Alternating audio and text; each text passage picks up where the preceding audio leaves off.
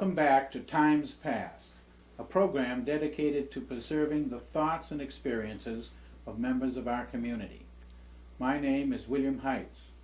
This evening, Times Past cameras are in the Wenham home of internationally known UFO expert, Mr. Raymond Fowler.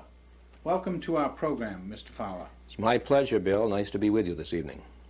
There's a number of questions I'd like to ask you about UFOs, so could we concentrate this interview on UFOs? Sure. To give us some of your background, will you give us an overview of your experiences starting with the college level? I have a BA, a liberal arts from Gordon College. Prior to that, I served with the United States Air Force Security Service, where we did espionage work, electronic eavesdropping on our friends, the Russians. At that time, I held a top secret clearance and a crypto clearance. From the Air Force and college days, I went to GTE Sylvania and worked for them for 25 years in the Strategic Systems Division and the Communication Systems Division on a number of weapon systems, usually on contract to the United States Air Force.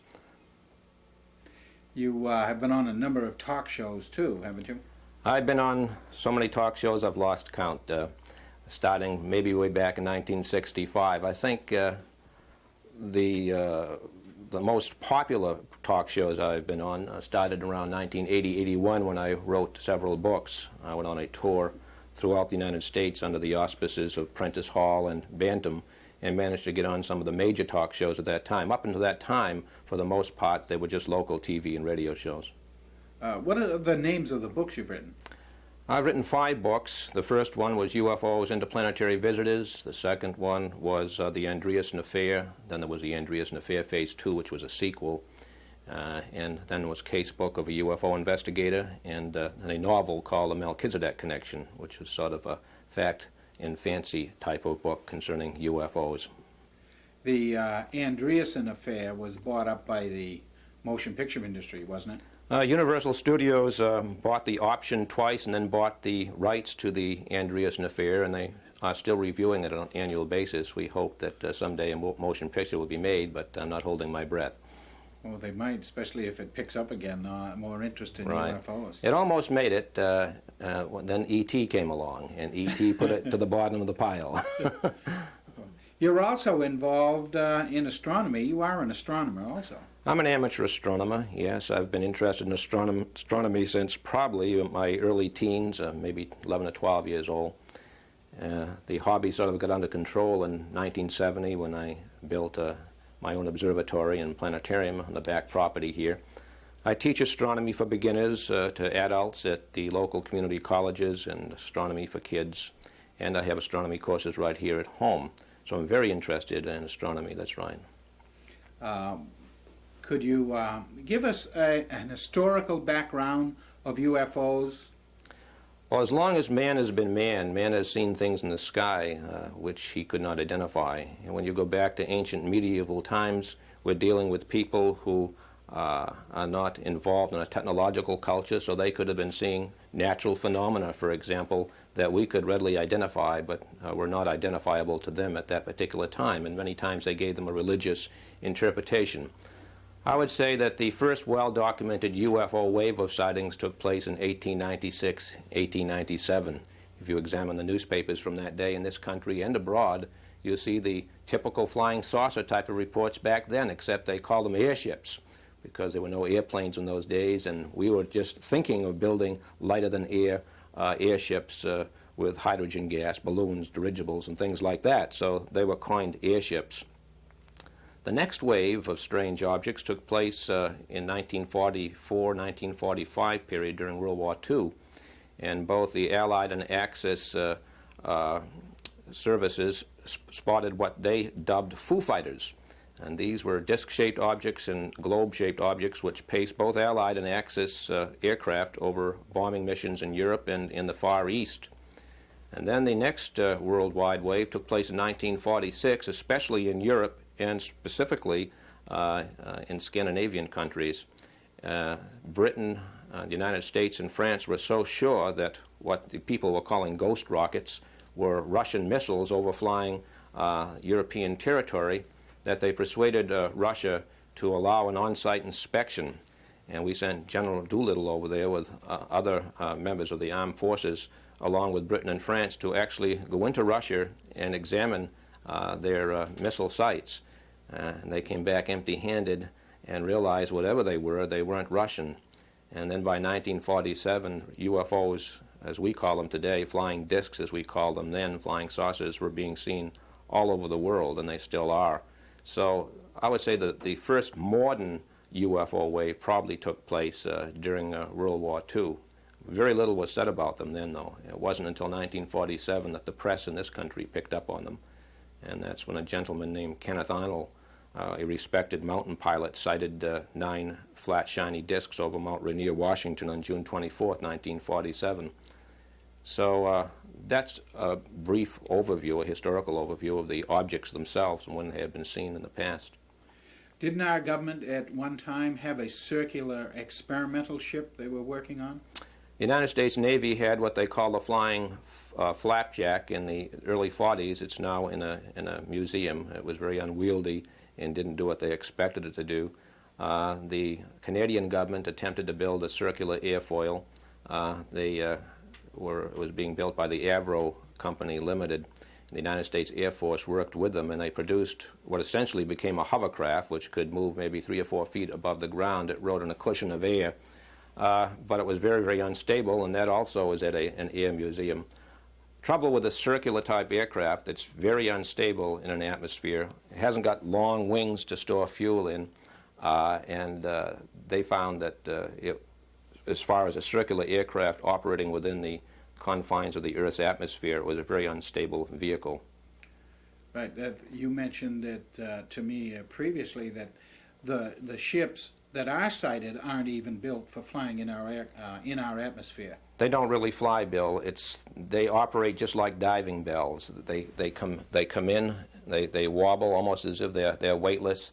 They do their thing. They usually don't go from A to B over a long distance. They're very localized. When they're through doing what they're doing, they sort of tilt up, and they're drawn almost straight up like they're attached to a string or something. They just go right up. So they really don't fly, and when they do move, they don't create a sonic boom. They're able to take right-angle turns, but it's almost as if they're being directed by something above them, by some kind of invisible energy.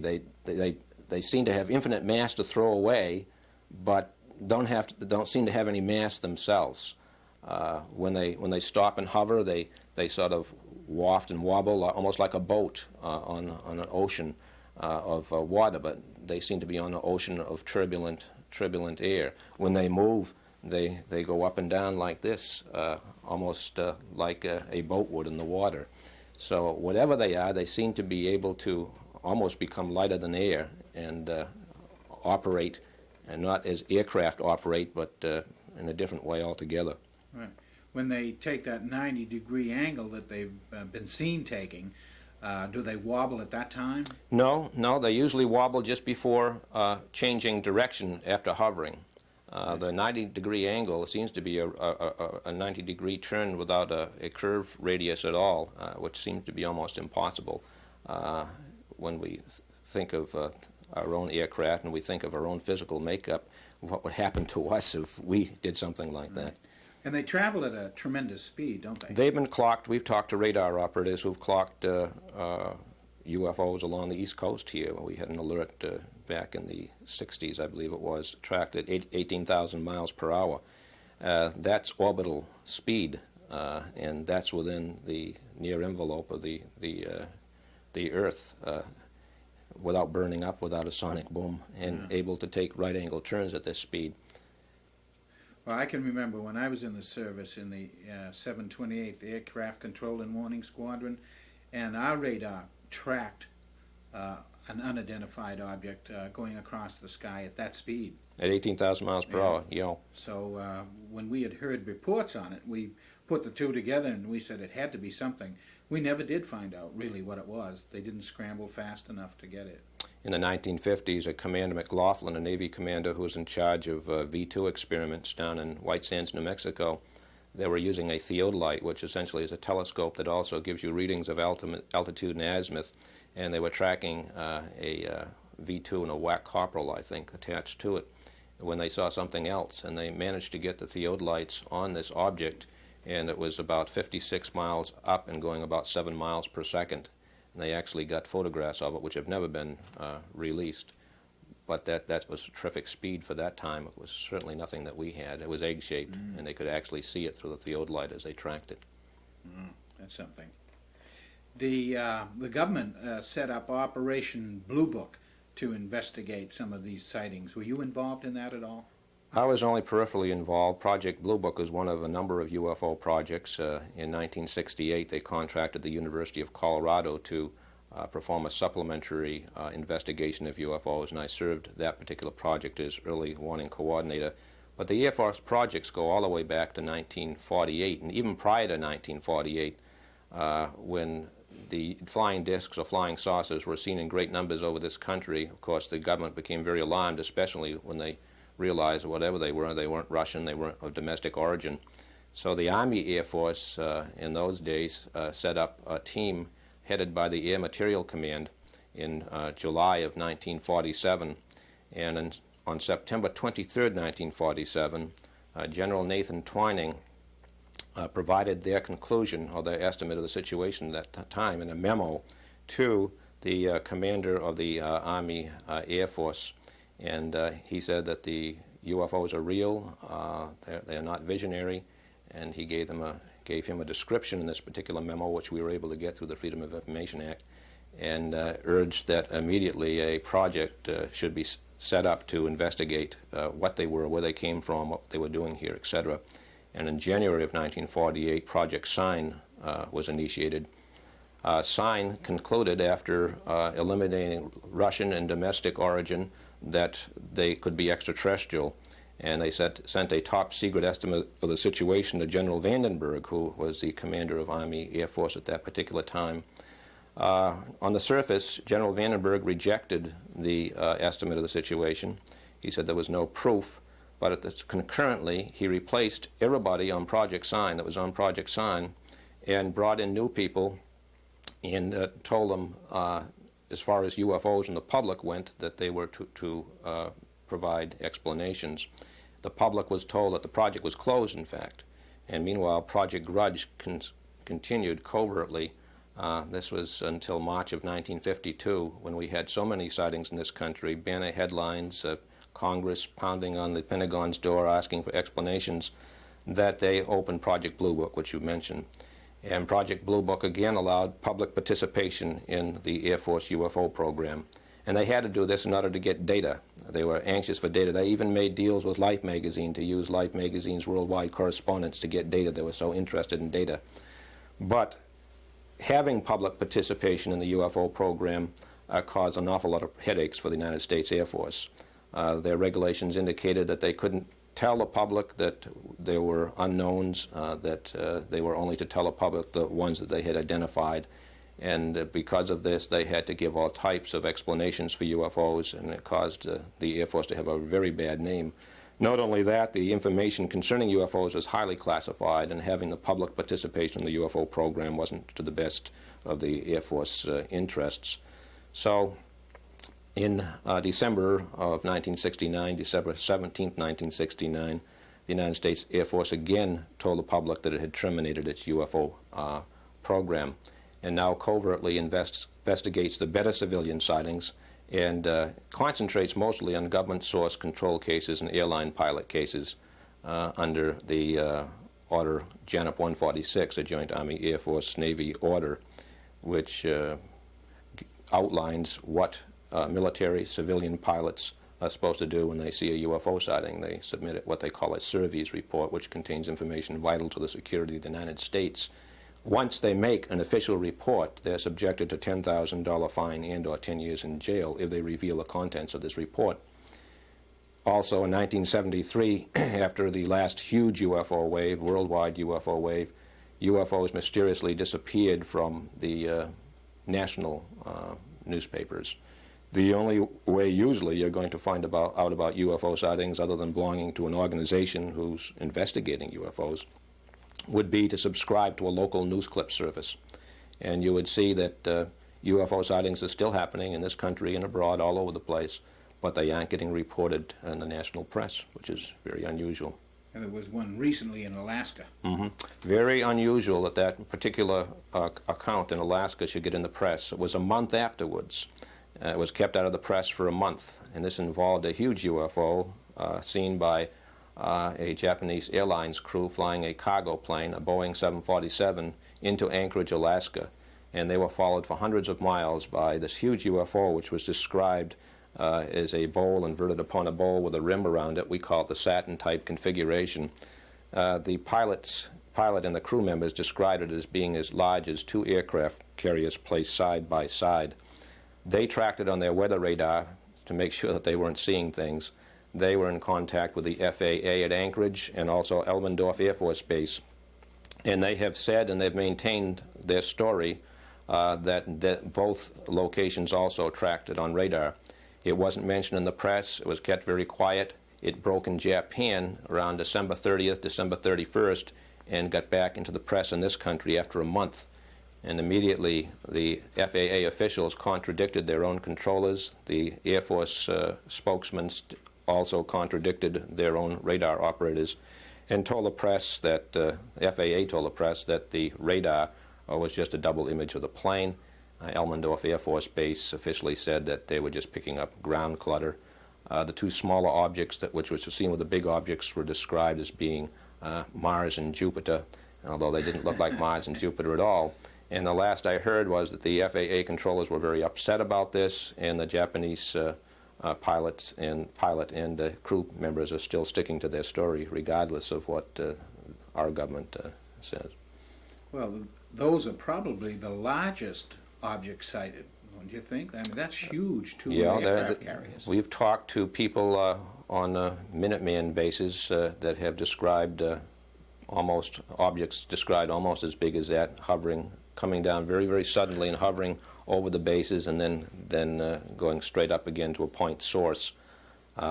Whatever they are, they seem to be carriers of some kind to be that large. They are not seen that often. The typical UFO is not that big. Right. Would that be called like the mothership, as some of them use the term? Well, that's what the Japanese pilot called it, because you had the 2 small ones and the larger one. But usually the so-called mothership is a cylindrical-shaped object, and consistently is being reported is coming up and standing almost on end and hovering, and dropping the disc-shaped objects, almost like a coin dispenser, out of it, and they'll go zing all over the place, and then it'll go down like this, and then it'll go either move a while and then go up and out of sight. And also, when the objects are taken on board, this thing will just hover there, and they'll come in and just like this. We had one over Ipswich in the 70s, right off Cranes Beach, that was maybe 2 or 3 o'clock in the morning, that was seen doing the same thing. Maybe those cigar-shaped ships go into the other one, for all I know, but that has never been seen as far as I know. We haven't got any pictures of that, have we? No, we haven't got any pictures of that. Unfortunately, civilian UFO organizations do not have the equipment that the government would have. Dr. Jalen Hynek, the late Dr. Jalen Hynek, who was the chief scientific consultant to the Air Force, has visited me here, right in this house, several times. And he told me that the standard operating procedure for gun camera photographs, which interceptors readily were able to do on intercept missions concerning UFOs, would land, the canister would be taken, the pilots would be debriefed, told to keep quiet, and they wouldn't even see the film. I have a taped transcript of Gordon Cooper, prior to his becoming an astronaut, who was a test pilot. And he was out at Edwards Air Force Base, which was called Muroc Air Force Base in those days. He stated they had a UFO landing there, and because they had camera crews set up for an experimental aircraft, they were able to move the camera crews there and took photographs before it took off. He said the canisters were taken, they weren't allowed to see the film, and as he said it in his sort of southern-like drawl, off to Washington, never to be seen again. Right. So, and very hard to get these things, because you had mentioned previously that at another time that you needed to know what information you wanted to get into the material from the Freedom of Information. We've got thousands of pieces of paper from through the Freedom of Information Act, memos, documents of all kinds, But unless you know what you're asking for, it's very, very hard to get anything. And if it's still classified and they feel it should remain classified, you aren't going to get it either. The National Security Agency has admitted, after we brought them to court, that they have hundreds of documents relating to UFOs. They were able to persuade the judge that the contents of those reports affected national security, and that the National Security Agency didn't come under the Freedom of Information Act, so we haven't been able to get those particular reports. Tell us about some of the documents that are available that on UFOs. Well, some of the interesting documents we've received haven't come through the Freedom of Information Act directly. What has happened is we've had sympathetic people on the inside of the military that have given us complaint reports concerning UFOs, which is a preliminary report describing the sightings, what happened, and so forth, which later gets classified. And then, having this document in our hand, we know exactly what we asked for, and they know that we have it, so they release it through the Freedom of Information Act. Now, two of the recent documents that we got concerned 5 UFO landings at Kirtland Air Force Base in the Manzano weapons storage area, which is a hollowed-out mountain which contains probably more atomic weapons than any other storage area we have in the United States, highly restricted area. And they describe these disc-shaped objects landing in the area.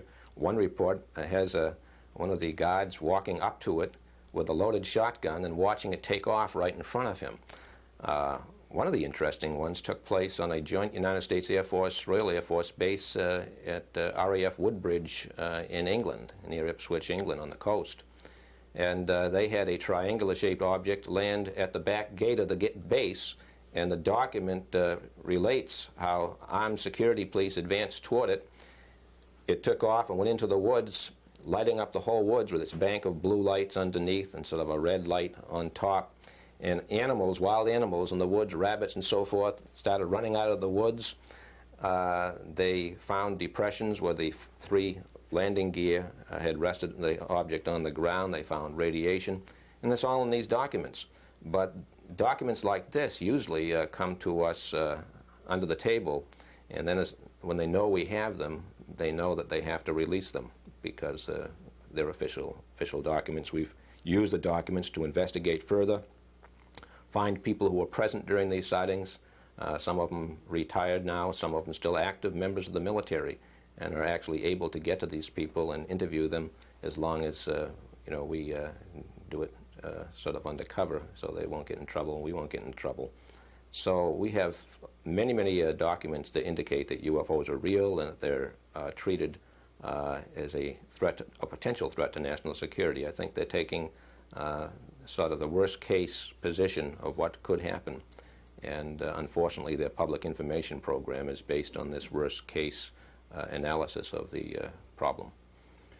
Is the government and the Air Force so afraid of panic and so afraid that they have no control over these objects that they want to keep it a secret, so-called, to protect the American people? That's one reason. One document that we had released, which was sort of the initiation of the public information policy concerning UFOs, is a memo, a Central Intelligence Agency memo, which directs the Psychological Strategy Board of the Central Intelligence Agency to set up a public information program on UFOs that would minimize panic. That was one of the indications that they felt that the public reaction could be adverse and they couldn't do much about it. And the other thing was that there was no air defense against whatever they were, and therefore this whole thing had to be kept very quiet. But we've had people who have been burned by UFOs, with people hurt. These are in the minority. The government doesn't want to be held responsible for something they can't control. UFOs have consistently shown interest in atomic weapon storage areas, highly restricted military installations, Minuteman sites. I talked to someone who was debriefed or given a briefing on the UFO program just prior to his release from military service, and he told me that one of the things that they're very anxious to keep secret is how much we know about UFOs from the Russians. He felt that hard information on UFOs could be used to enhance our own weapon systems, and any breach of security could compromise what we're trying to do at all. So public participation in the UFO program is a no-no, and banner headlines on UFOs cause headaches for the United States Air Force and causes congressional people to stress the need for congressional hearings. This is the last thing they want, would be congressional hearings on the subject. It might blow the whole thing wide open. We tried to get the United Nations to bring this thing out into the open, and a number of scientists and people formerly associated with the UFO program appeared several times before the Secretary of the United Nations, Hugh Thant, and then Kurt Waldheim. But the United States, Britain, and France objected strenuously, saying it would be a breach of their national security. Gordon Cooper appeared and testified to some of the things that he knew and stated that if the United Nations would sponsor an open scientific study apart from the military studies being carried on by other countries, that he knew of other astronauts and other people in NASA that would be willing to testify if they could do so without penalty. But the whole thing was turned down, unfortunately. It's interesting where people that wish to open this up and to make it available to the public, like Carter, for instance, in his campaigns, said that if they could, they would reveal this information to the public, and after they learn what's really going on, they clam up. They clam up. Mr. Carter and I have a transcript of his speech where he mentioned the fact that he would release all UFO information if he were elected, only if it did not affect national security. The regulations that prohibit pilots talking about UFOs, even civilian pilots, GENUP 146 is a regulation specifically designed to treat objects which are a threat to national security, and yet the Air Force tells the public that UFOs are not a threat to national security. They're the product of hoaxes, hallucinations, and misinterpretations.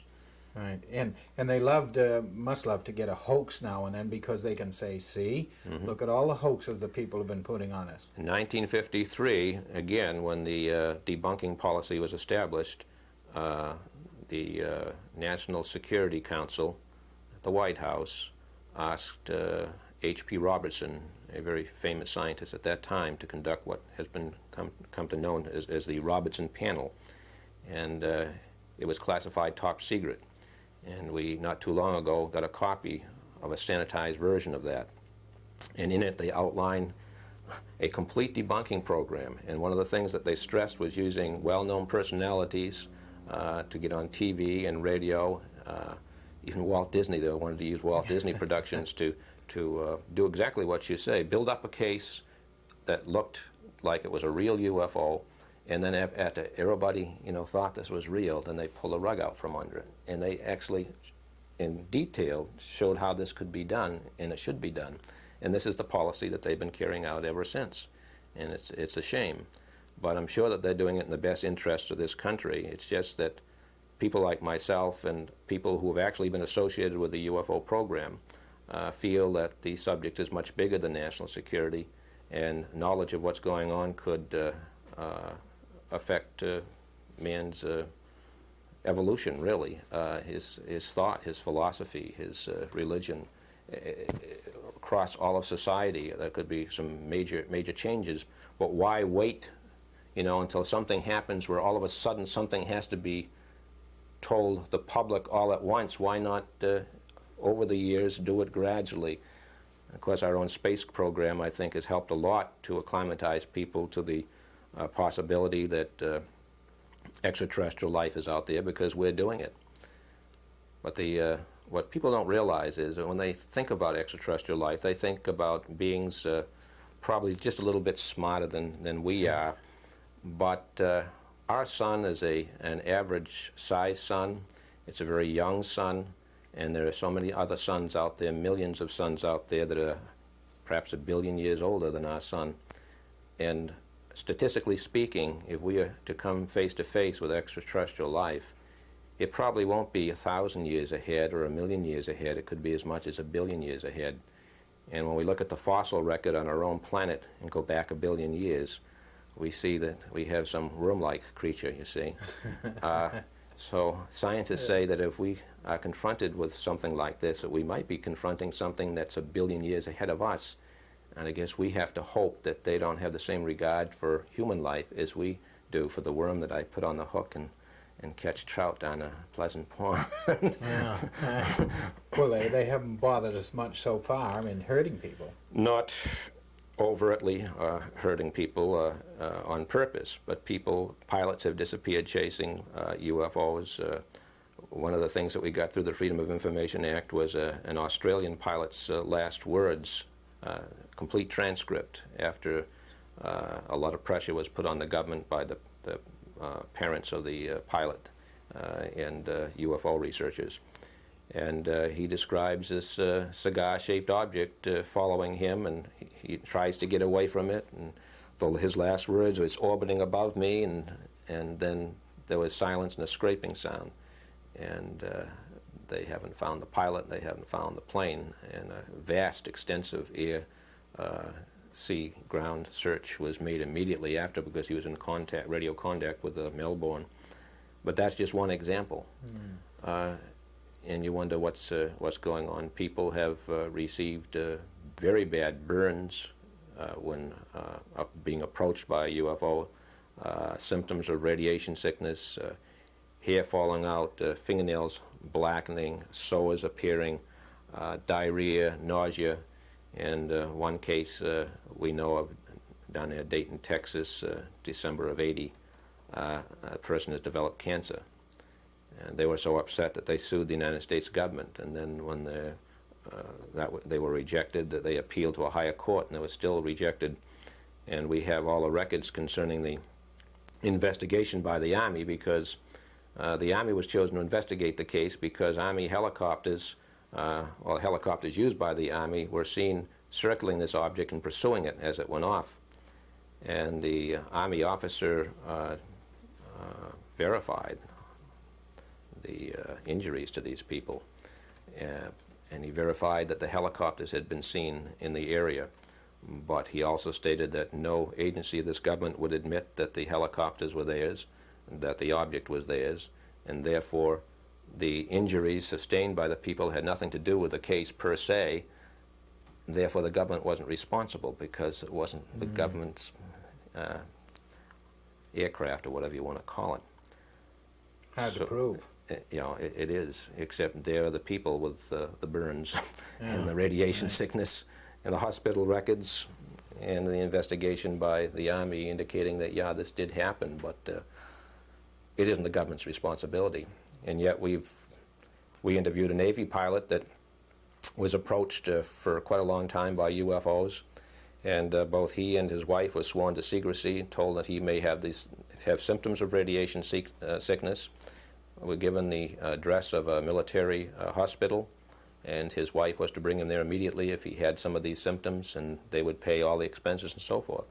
So if it happens to a military person, they're only too anxious to take care of that person's maladies resulting from contact with whatever the UFO, power source or whatever cause is.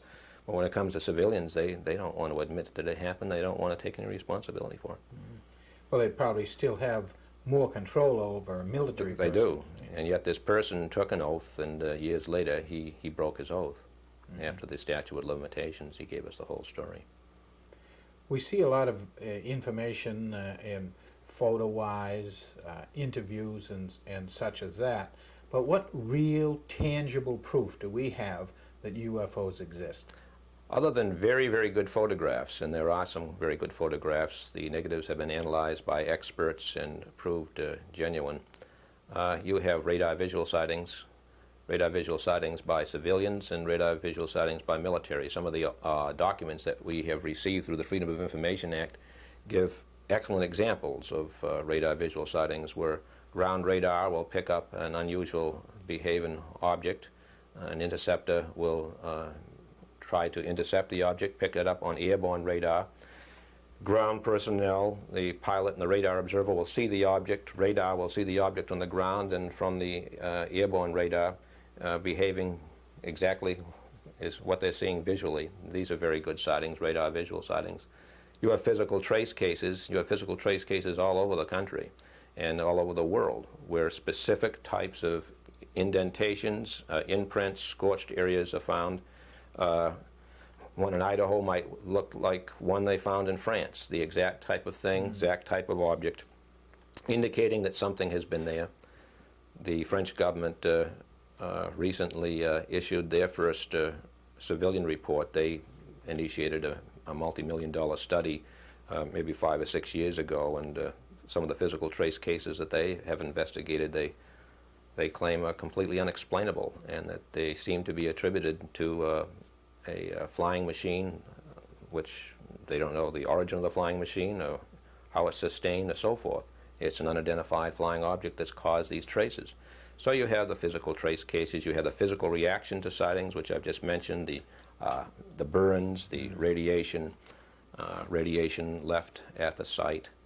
Then you have the overwhelming anecdotal data from people all over the world from all walks of life, trained observers who don't just see a distant light in the sky, but they see something as close as my car in the driveway, pull up beside them wingtip formation, and they're able to watch it for 15 to 20 minutes, more than one person, describing the same thing, the same flight characteristics as people are doing all over the world.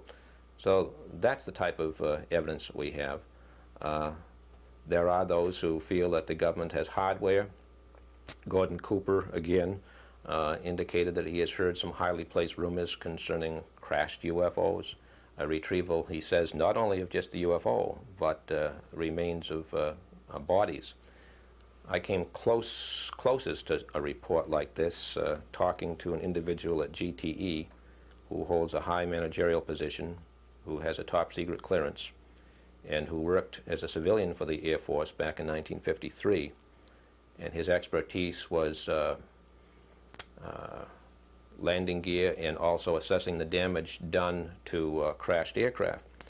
And he was on loan to the Atomic Energy Commission out at Frenchman's Flats, Nevada at the time, and he was assessing damage done to bridges and different types of buildings that were subjected to atomic bomb tests from different heights. There'd be atomic bombs on towers and drop a parachute and so forth. And he claims that right in the middle of these tests that he was called away and told to report to a certain office that he was going to have to go on a 2-day mission to a 3-day mission for something that he couldn't write or talk about. And he claims, just briefly, the story goes like this. He was flown from Indian Springs Air Force Base to a civilian airfield in Arizona. I think it was Tucson or Phoenix. I can't remember. I'd have to look at the report. But at the airfield, he was met by an air policeman who escorted him to a military bus that had all the windows blacked out. He got on the bus, and he was told not to talk to anybody, to surrender all his valuables, which he did, and they put him in a cloth bag, put his name on it. A full colonel, after everybody was assembled, told them that they were going to go for a long ride, that they were not to talk to each other, that they were going to investigate the crash of a super-secret vehicle, which they couldn't talk about, and they had to take an oath. And when they finally got there, he thought they drove around for 2 or 3 hours. He didn't know they took his watch away. When they got there was a bright light on the bus, blinding bright light. And when it was his turn to get out, he says he couldn't see anything. This light was just blazing. And when they finally got behind the light, there was this 30-foot in diameter object shaped like a bowl, inverted upon a bowl with a slight rim around it with orifices. And he was told to determine the falling speed and forward speed at time of impact. And that was all. And he wasn't to ask any other questions about the object. He said that there were generators there were power cables going into the object, there was an opening, and there were people inside doing something. There was a tent pitched beside the object with remains of small beings, but he wasn't allowed to ask any questions and so forth. When he got back to the bus, they were all told, each person that went out and did their own thing, that they were going to go back and they were going to handwrite a report of their findings. They were not to type it. They were to call a number. It would be reported. That would be picked up, and they were sworn to secrecy. Now, that's just a peripheral summary of what this fellow told me. I conducted a character reference check, went all the way back from where he works at GTE now, all the way back to Wright-Patterson Air Force Base, which was Wright Field in those days. Talked to people there, highly placed people who were still there, knew this individual. Everybody gave him a clean bill of health. He didn't seek any publicity. There was a movie called Hangar 18 that came out, put out by Sun Classics, and they called me because they knew of this particular sighting that I had investigated. They offered this fellow money through me to do a documentary. He returned it down. He didn't want to compromise the story at all in any way using his name because of his position at GTE and because what his peers would think of him because he had taken an oath. So you have highly placed rumors that they actually have crash retrieval cases. Whether they're true or not, we only can wait and see, but they come from people with impeccable credentials. Right. Well, these remains that they had of the vehicle and of some kind of person or whatever it was, then I would believe that the government would put them somewhere rather than dispose of them. Oh, they wouldn't dispose of them. From what we gather, talking to quite a few people over the years, they are being kept at certain places, and that autopsies have been performed and so forth and so on. But all of these things are highly placed rumors, and it's not as objective as sighting a UFO sitting on quadruped or tripod legs, watching it take off, a lot of witnesses, and then going and finding indentations, radiation, and burned areas. I mean, that's something tangible that you can take a picture of. There was one sighting down in Socorro, New Mexico. We found out from Dr. William Powers, who was an Air Force astronomer who helped investigate that case. He said that they use a penetrometer on each one of those pad marks, and there was a ton sitting on each one of those. He said the center of gravity within the quadruped landing gear was right over burn number 1. It was seen or heard by about 13 different people. One policeman actually got within 15 feet of it before it started to make noises, and sort of a blue plasma-like flame come out of the bottom, and he had to retreat about 50 feet and dove to the ground. But he watched it slowly take off. He watched the blue plasma just go up like that out of sight until it was just sitting there. Then it was a high-pitched whine, a low-pitched whine, and it just sat there, no noise at all. And then it started moving away like this. And he went to try to radio for help, and his radio wouldn't work until the object was out of sight. But within minutes, state police were there, and there were the indentations, there was the scorched areas, greasewood was still burning, Coke bottle or some type of bottle calcined, melted. That's the type of evidence that we have. Mr. Fowler, have you ever seen a UFO? A lot of people ask me that question. I've never seen anything up close that I am aware of. I saw a UFO, though, a flying disc, so-called, back in July 1947 from Danvers. I was working on a farm there, broad daylight. And, of course, I didn't know anything about the typical characteristics of UFOs, but this thing was going to the sky, and it was a falling leaf motion. It was sort of descending with a falling leaf motion. I thought it was a parachute. I looked for the shroud lines, no person hanging there. And about 2 days later, the newspapers reported that UFOs had been seen in Beverly and Wenham, which, of course, border Danvers. So I've always wondered if people were seeing the same thing that I did. And I've seen several other objects that I couldn't identify, which I would call UFOs. Are you still doing research in that area and keeping your records up to date? Yes, except I've moved to a different position. For years, I held a state director's position, first for the National Investigations Committee on Aerial Phenomena, and more recently the Mutual UFO Network, an international group that supports Dr. Hynek's Center for UFO Studies by supplying investigating capability and documented reports. I've been now elevated to Director of Investigations on the Board of Directors for the Mutual UFO Network, and this involves coordination of investigations in different states, sort of overseeing the state director in this particular state, and keeping up to date a field investigator's manual, which is used by not only the Mutual UFO Network, but is used by a number of UFO organizations all over the world. And this is a training manual that trains UFO investigators in different types of forms used, procedures, different types of objects that can be misinterpreted as UFOs. So it's sort of the UFO investigator's Bible, if you will. So yes, I'm involved. I also recently have put together several courses on UFOs for children and for adults, which I'm teaching at the local community colleges, and I might make the same information available so other people in other states can teach the same type of courses. Right. Tell us about the Andreessen affair.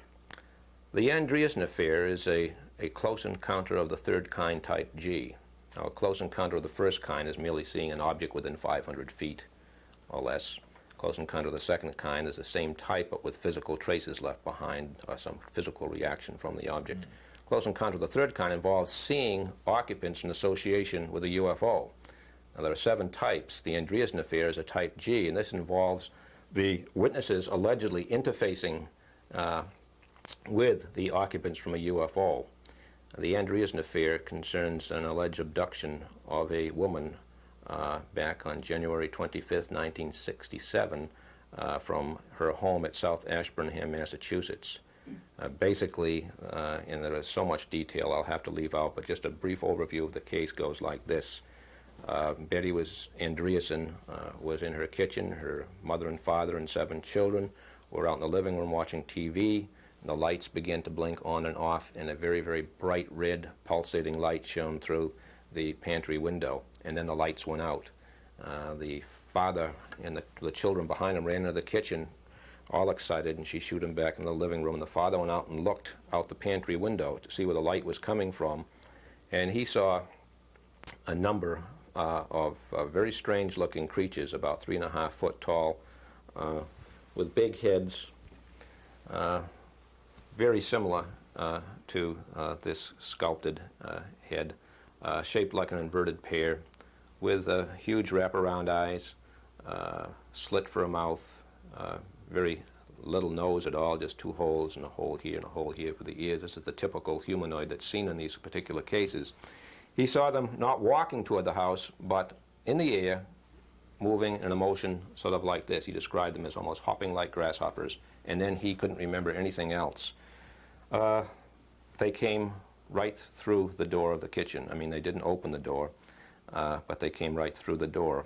And they were in line, and they would disappear and appear, disappear and disappear. It was almost as if they could rearrange the molecules of their body somehow to get through the door. The family was put into a state of what we might call suspended animation. Whatever they were doing, they just froze. And they persuaded Betty to follow them. One of them left behind to watch the family. She was lifted off the ground, slid into the slot of this line of individuals, and out through the door they went. And she was given a very interesting physical examination. I guess that's the only thing you can call it for want of a better description. And during this physical examination, they took a long, pliable needle and put it up her left nostril and pulled out a little BB-shaped object which was covered with like wire-like whiskers on it. We wondered where that came from, and we tried to find out during our investigation, which used hypnosis, to find out. But under hypnosis, when we tried to find out where that came from, she would get so upset that the hypnotist was afraid to go further. Later on, using another hypnotist, during a follow-on investigation, she relived an experience when she was 13 years old and was also allegedly abducted, and they actually had placed this within her by removing her eye. It was a terrible thing to listen to under hypnosis. So that's basically what the Andreessen affair is. It's typical of a number of cases which we call close encounters of the third kind type G. And what usually happens is you have a person in an automobile, or maybe 2 or 3 persons in an automobile, going to a certain destination. They see something like a plane crashing in front of them. Their car comes to a stop, and then all of a sudden the object is gone, and they continue to the destination and find that 2 or 3 hours have passed. Then they'll start having dreams about what happened in between. They'll have flashbacks while they're doing dishes. If they get to the right people under hypnosis, they'll relive a typical abduction experience and physical examination, and being told that they will not be able to remember the incident. There are several hundred of these now that we've investigated fairly thoroughly, and by usually investigated by people who have very good credentials, psychiatrists, psychologists. And all you can say is that after investigating this type of case, they relive this experience, they pass lie detector tests, they pass a rigid character reference check. Things that they report are similar to other cases in this country and abroad. So we feel that their stories are worthwhile being investigated and documented at this point of time. Whether they actually really happen, we don't know, but we know that they aren't hoaxes. We know that they really believe that they experienced something like this. Is she still alive today? She is still alive. I talked to her husband just 4 or 5 days ago, right? No reoccurrences or anything? No, but one thing that has happened to people who've had an experience like this is for a period of time afterwards, strange things happened, which I guess, for want of a better term, you'd use the term psychic phenomena, apparitions, things moving in the house by themselves, strange lights being seen. This sometimes lasts for a few days after the sighting. Sometimes it goes on for weeks. Sometimes it stops and it starts again. And I've known people, here's some people up in Middleton, very nice family, had a similar event happen on their property where they weren't abducted, but they had seen an occupant and the thing had landed up there. And they had all of this type of thing going on in the house. They called in the priest to bless the house. They finally moved out of the house. But God-fearing people, character reference check indicated that they were real solid citizens and had this experience. And after the UFO experience, experienced these other things. The Andreasen family continued to experience things like that for some time afterwards. Very nerve-wracking. Very nerve-wracking, and they want answers, and you can't give them answers. That's the problem with something like this. You investigate it, they relive it under hypnosis, and they listen to what has come out under hypnosis. Betty thought that this can't happen. I must be going crazy. She wanted a psychiatrist to examine her, because we were very glad that she did, because this helped us to in our investigation, and she wasn't psychotic, and neither was her daughter. So it's an interesting case. Yeah, that is interesting, because years ago when you had mentioned flying saucers, you'd very seldom find people that really would believe in it. Mm-hmm. But as in the last 15, 20 years, more and more people believe in them and the reports that they read. How do you account for this? I think that when we're going through a sort of process that has been instigated by whatever it is. The first sightings were just flyovers, and then you had the close encounters, and then you had the close encounters of the second kind, and then you had the close encounters of the third kind. It was almost a conditioning process, and as you look at the Gallup polls, which we've collected over the years, you see that the awareness factor of just the term UFO is probably one of the highest awareness factors there is. Something like 92% now of people in the world, or in this country rather, know what UFO stands for. So it seems to be a conditioning thing that we see, that we are gradually accepting the existence of whatever they are. I think it's been instigated probably by them. I see. Are you working on a new book at the present time? No, not yet. I'm thinking of doing a textbook on UFOs, but right now I'm concentrating just on courses for the local community colleges and hopefully putting together something that others can use. And right from your home, you teach an astronomy course, and you have a planetarium right out there in the yard. Yes, I have a planetarium and an observatory, and it's open by appointment for small groups up to 20. Yeah, I know, because I've been, and it's well worthwhile going. We really enjoy it. Good. And the kids get a lot out of it. Right. Would you say children today still have a chance and should go into the field of astronomy? I think that the field of astronomy always will have limitations unless NASA gets a big boost in funds or something. Usually graduates of astronomy end up either teaching it. If that's what they want to do, that's fine, but perhaps even in the high school, not even at the college level. Planetariums hire astronomers, but usually a professional astronomer, this is sort of a lower position for someone like that. You don't need someone with a degree, a PhD in astronomy. Probably the field is quite limited to people who want to do research at this particular time. But I would say that if people who are really interested and this is what they want to do and that's their motivation and they give it all they got, that they should try, right? This really is a fascinating subject, astronomy and UFOs, and it's been awfully nice of you to have us into your home to talk about these. And would you say that the more information people get, they shouldn't become afraid? They should really speak to someone who's knowledgeable in the area and seek some advice and not feel as though there's something wrong with them? Yeah, I think people who have experienced something that they can't explain and are afraid to talk about should talk it out with someone. And we keep names confidential if so desired. As far as the government keeping information from the people, there are probably a lot of things that they feel that if the common public knew, that it would cause a lot of problems. But as far as a person having a UFO sighting and wanting to share it with someone, it's better to do that and then end up with some psychotic traits because they're keeping this inside, yes. Right. Well, thank you for having Times Past visit you in your home, and it's a pleasure to hearing all this information. Well, thank you very much, Bill. Thanks again. Oh.